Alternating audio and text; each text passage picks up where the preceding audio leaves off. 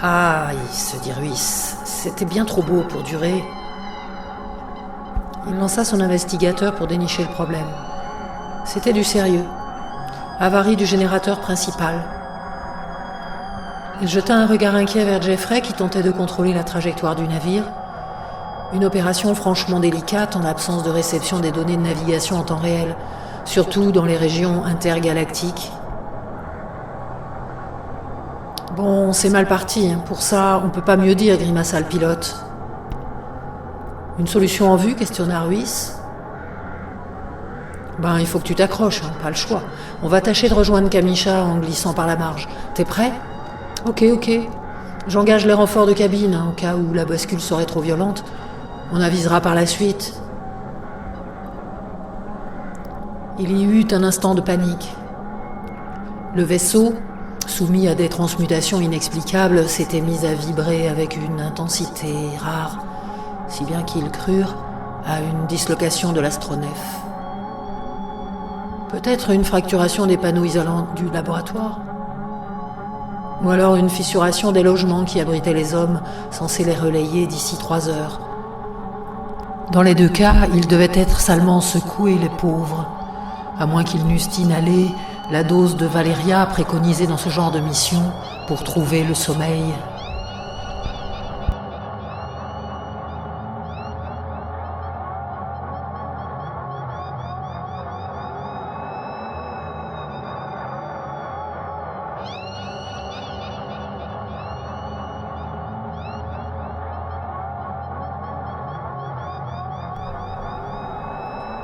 Mais les hommes excellaient dans leur job.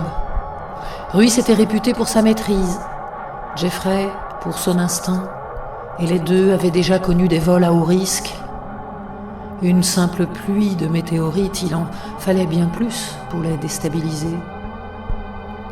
Pourtant, la multitude des objets stellaires qu'ils croisaient désormais, certains d'une envergure jamais décrite dans ces voies de navigation et lancés à une allure démente, les percutaient dans le plus grand désordre et déséquilibraient le radeau cosmique. Ruiz demeurait concentré. Surtout ne pas faire d'erreur, ne pas montrer la peur. Il avait toute confiance en Jeffrey. C'est dans l'instant où le vaisseau s'engagea dans la Black Zone et accepta l'attraction de Kamisha que la vitre géante de la cabine de pilotage se constella de taches blanches, toutes identiques, pareilles à des impacts de balles.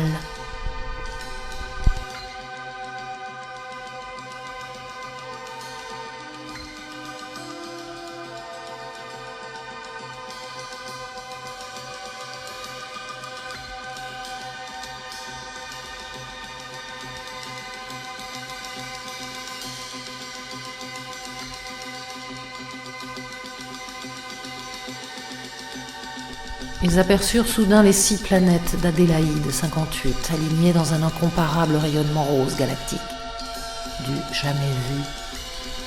Comme éclairées par le dessous, à l'inverse de leur rotation par l'affairement d'un autre soleil, plus ample et généreux que celui connu par les hommes de la Terre. Leur arrangement était exceptionnel. Une brume légère émanait du cosmos et allait se coller à la surface des planètes, gommant tous les reliefs et les aspérités. Parfaitement lisses et colorées, elles ressemblaient à des jouets, à des boules neuves sur un tapis de billard ou une piste de flipper. Ruiz prit des photos et une douzaine d'impressions en 3D, puis il essuya la sueur sur son front.